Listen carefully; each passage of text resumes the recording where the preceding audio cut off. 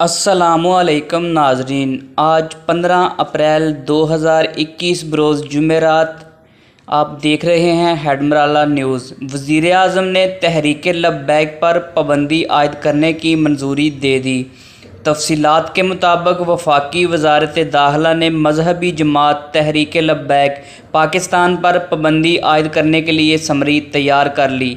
Summary का मसूदा वज़ीर आज़म इमरान खान को भिजा दिया गया, जो इन्होंने मंजूर कर लिया। ज़राए के मुताबिक TLP पर पाबंदी के हवाले से वज़ारत दाखिला की तैयार करदा समरी 24 घंटों के दौरान सर्कुलेशन के ज़रिए काबीना से मंजूर करवाई जाएगी। वाज़िया रहे कि बुध के रोज़ वफाकी वज़ीर दाखिला शेख रशीद ने प्रेस कॉन्फ्रेंस के दौरान तहरीक लब्बैक पाकिस्तान पर पाबंदी आयद करने का ऐलान किया।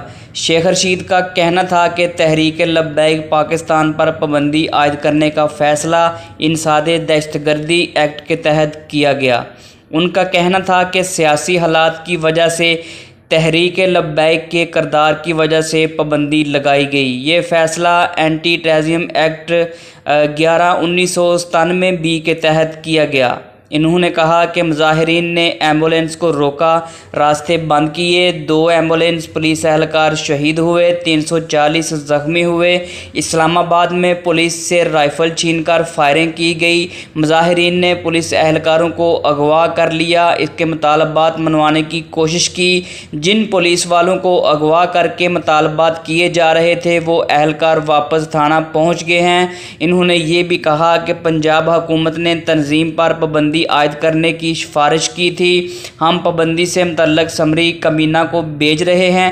इन्होंने कहा कि मुजाहिरीन हर सूरत फैज़ाबाद और इस्लामाबाद आना चाहते थे। हम करारदार असम्बली में इत्तफाक राय पेश करना चाहते थे।